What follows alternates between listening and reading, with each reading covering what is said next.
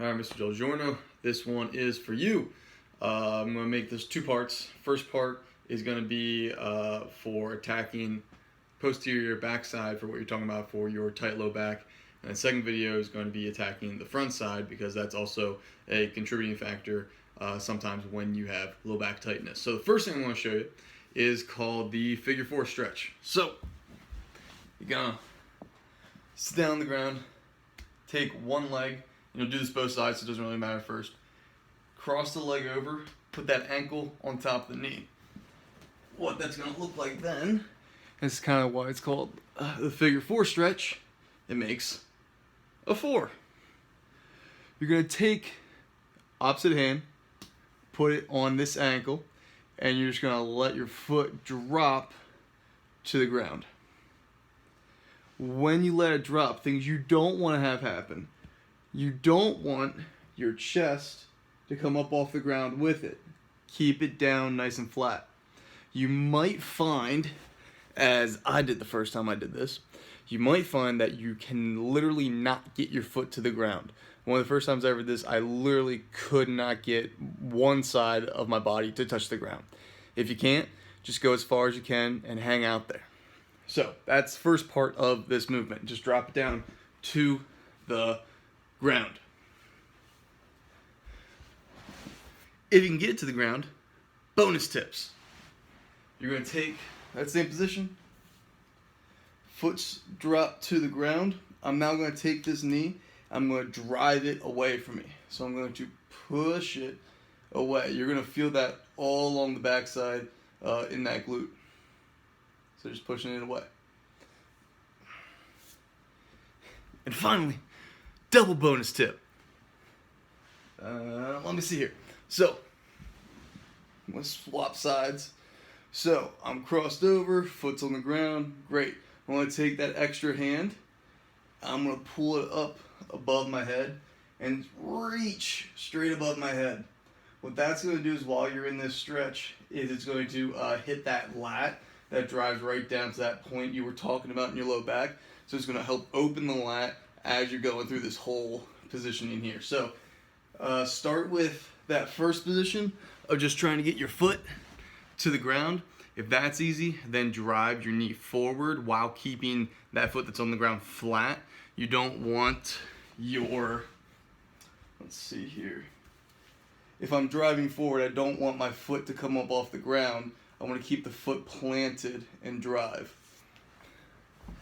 So keep the foot planted and drive forward. If that's good, then throw the arm into it and throw it up over your head. Movement number 2. As I situate you over here.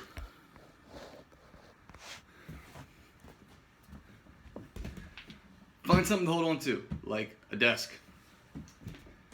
You're going to hold on to it so that you can kind of counterbalance yourself, and I want you to sit deep down into a squat. From here, you're just going to hang out for 2 minutes. Shift around, move your weight side to side, open up, close, kind of hang out here. Holding on to the desk or whatever you're holding on to is going to give you, like I said, some counterbalance, so it's not going to require as much ankle flexion or kind of ability to stabilize yourself down here. But over time, as you get better at it, take away the counterbalance and just hang out here for, like I said, 2 minutes. Movement number 3. Oosh. All right, let's see here.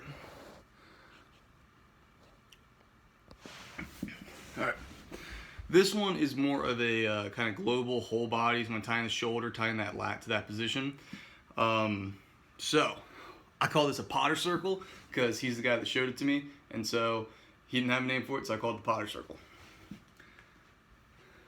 Take hand, externally rotate. So basically turn your palm to the sky. Put hand on the wall. If you get into this position, so my palms, again, I'm taking my hand, turning it out on the wall, and your arm is already screaming at you, it might feel really nervy, then that's where you stop. If you can't get any further than this, stop here. So if it is really nervy and you can't quite move any more than this, hang out 10 seconds each side. So go here, flip, other side, 10 seconds, hang out. As you get here, you're going to turn your head out to the side, and what we're going to do is we're going to make a circle on the wall while keeping our hand planted and our arms straight. So it's going to look something like this. And while you're doing it nice and slow, breathing the whole time. If you can't breathe through the position, you can't own it, so it's no good. Breathe.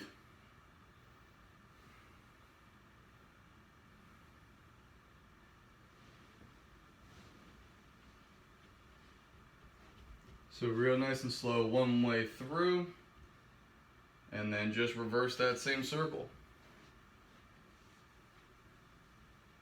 Again, slow and steady.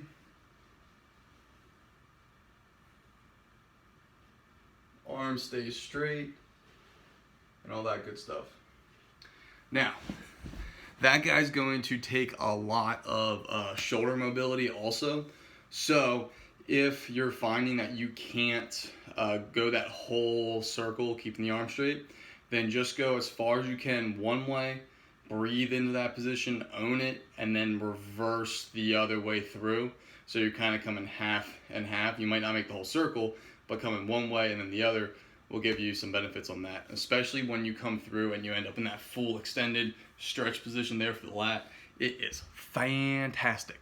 You might also get some adjustments like in your ribs as you're moving, which that can obviously play a contributing factor too. Low back tightness, for example, right there when I was doing it, I had a couple ribs that kind of readjusted and moved back into a better position. So part one of helping the tightness in your low back, that was all kind of backside stuff. Part two is going to be two things I think for front side.